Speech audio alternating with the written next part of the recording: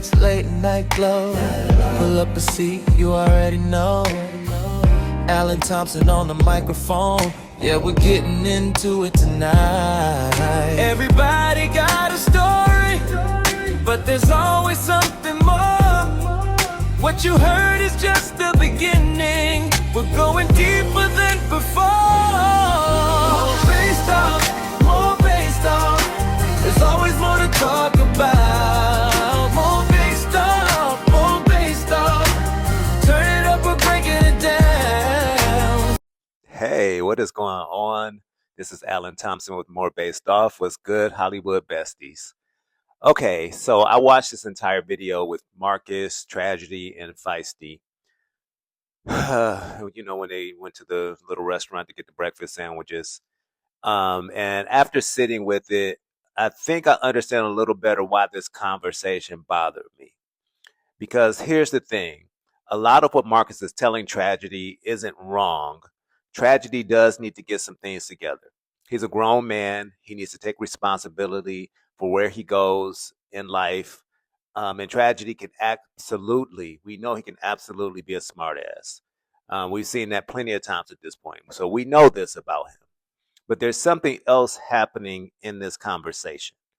Marcus had already said at the beginning of the video that he was having one of those days where he really didn't feel like being bothered. And Marcus knows exactly who Tragedy is. He knows Tragedy has a smart mouth. He knows Tragedy is going to push back. He knows he's not dealing with somebody who's just going to sit there and politely take a lecture. So watching this conversation, it almost felt to me like Marcus had already had a day, already had some irritation built up, and Tragedy became the person he could unload on. Because once Marcus gets going, he doesn't stop telling Tragedy, you need to get yourself together, you need to do this, you need to do that. It becomes a lecture about Tragedy's life. What he was, what he doesn't have, being productive, making money, where he's going to end up once he gets older. And eventually Marcus tells Tragedy that he believes Tragedy is frustrated with his own situation and takes the frustration out on people who have things. And this is where I think we're missing something if we reduce Tragedy's response to him simply not wanting to hear the truth.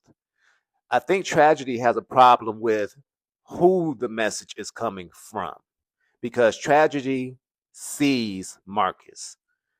Not just Atlanta Street interviews Marcus, he sees how Marcus actually moves. And I think that's a big part of the pushback that we see from Tragedy. Yes, Marcus is financially secure. Marcus has built a large platform. He's made money. But when Marcus starts presenting himself to Tragedy as this example of what success looks like, I do have to question, what exactly are we calling success? Because Marcus built this platform largely by documenting people who are already vulnerable, people dealing with homelessness, addiction, mental health struggles, poverty, people whose lives are already unstable. And now we've watched the content become increasingly personal and increasingly sexual with the spicy content. And Marcus himself has become a part of the story. Then, on top of all of that, Marcus is dealing with serious allegations involving an underage girl that could potentially have major consequences for his future. So yes, Marcus may have more money than Tragedy, but does having money automatically make Marcus the example Tragedy is supposed to aspire to? I don't think it does. And I think Tragedy sees that contradiction. So even when college comes up, I had the same problem here because Marcus himself has talked about attending Howard University, but he didn't finish. Marcus is not a college grad. He has said that he dropped out his sophomore year.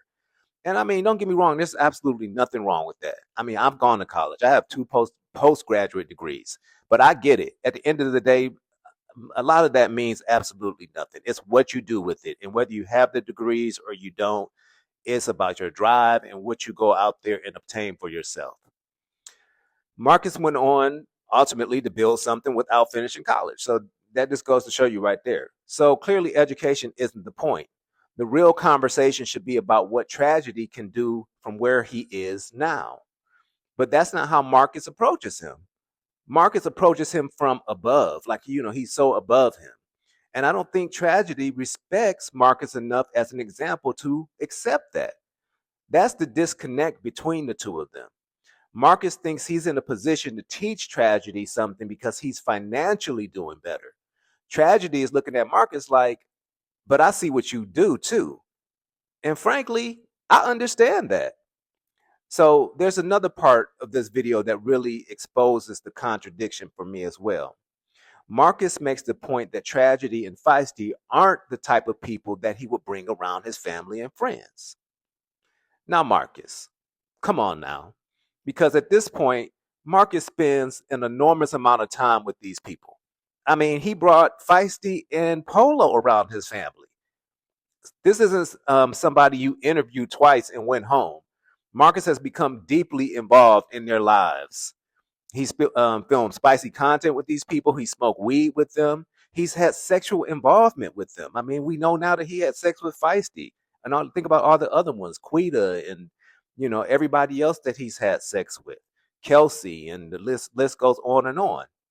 And we see Marcus become personally and sexually involved with women who initially came as interviewees. The woman he's currently with and shares a child with began as an interviewee. So this idea that Tragedy and Feisty somehow exist in completely separate categories from the people Marcus actually associates with does not hold up with me. These are people Marcus hangs around. Maybe he doesn't bring them to Thanksgiving dinner. Okay, that's different. But you can't spend this much time with people, get this involved in their lives, become sexually involved, participate in the content, argue with them, help them, feel betrayed or snaked by them, and then act like they're simply subjects you interview. They're clearly not anymore. And Marcus himself tells us that by the way he reacts to them. Because when Marcus talks about feeling snaked, that's personal. You don't generally feel snaked by somebody you have no expectations of. There's trust involved when you feel snaked. There's an emotional investment involved when you feel snaked. And that's been one of Marcus's biggest problems. He inserted himself into the story. He stopped simply documenting these people and he became another character in what he was documenting. And once you do that, everything changes. Marcus even admits he's frustrated because things aren't moving fast enough. He wants the pad split situation handled. He wants, so they could be in that room with the live stream set up. He wants to get that content moving. And that's important because if this conversation were solely about helping Tragedy improve his life, I would expect it to sound different. Marcus could have sat there and said, look, I'm not perfect either. Look at what I'm dealing with right now. I've built something, I've made money, and depending on what happens with my own situation, I could potentially lose a lot of it. So learn from me.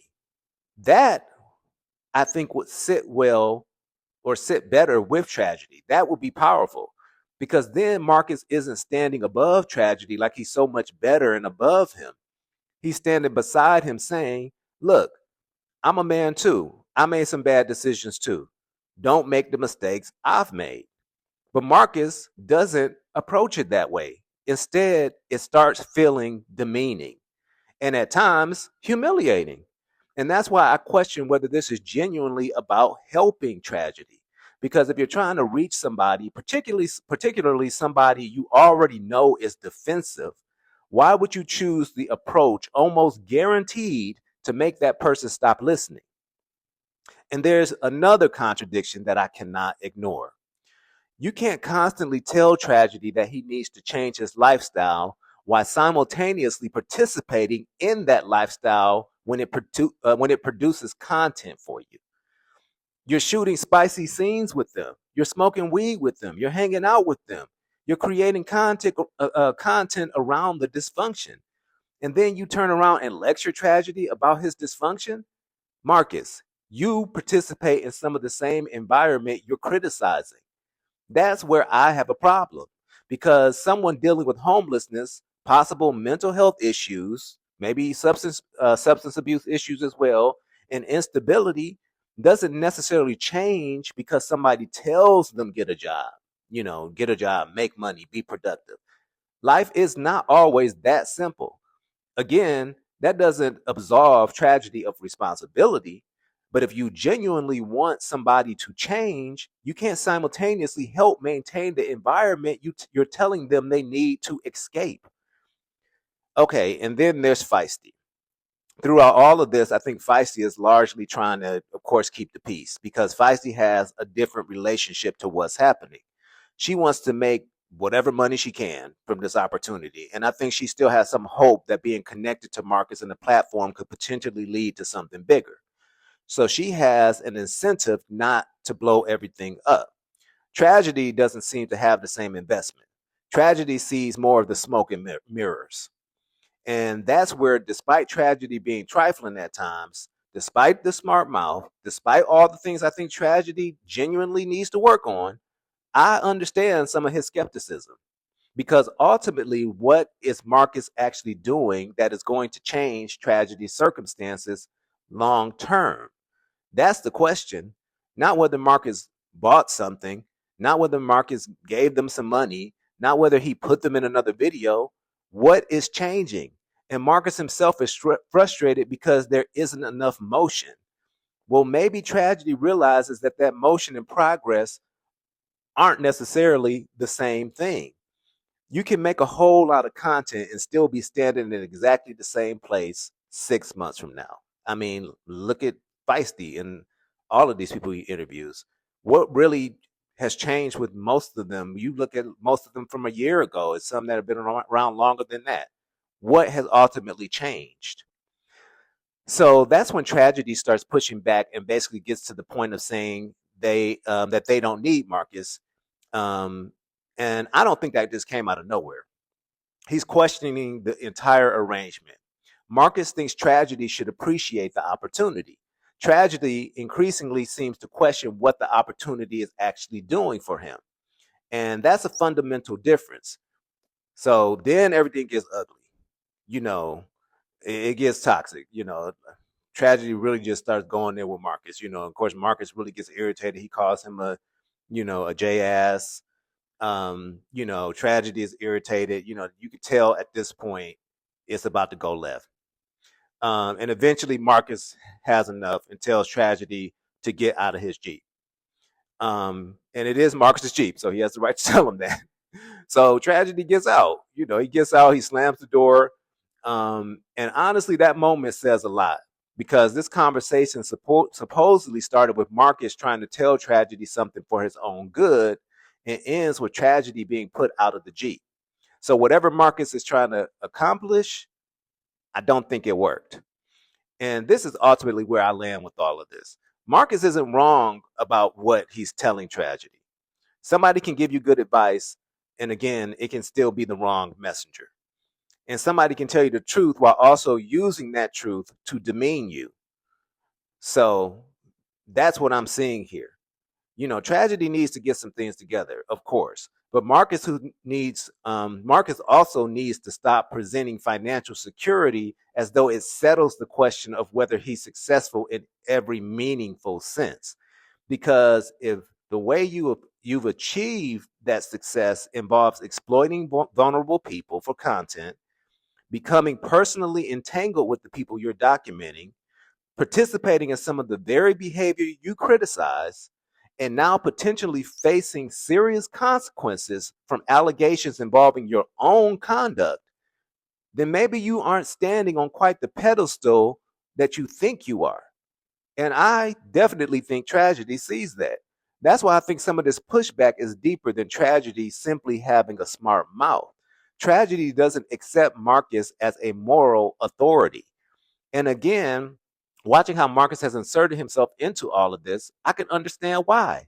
And frankly, I hope Tragedy does separate himself from Marcus because we've seen other people create some distance and appear to do better once Marcus isn't deeply involved in their lives. Look at Josias. Even Maya, one of the more recent ones who, pretty much has separated herself, she'll come back around and do an interview here and there, but she has housing now. And you can tell she doesn't really want to fool with Marcus like that. Maybe Tragedy needs to find out what his life looks like without Marcus constantly being a part of it.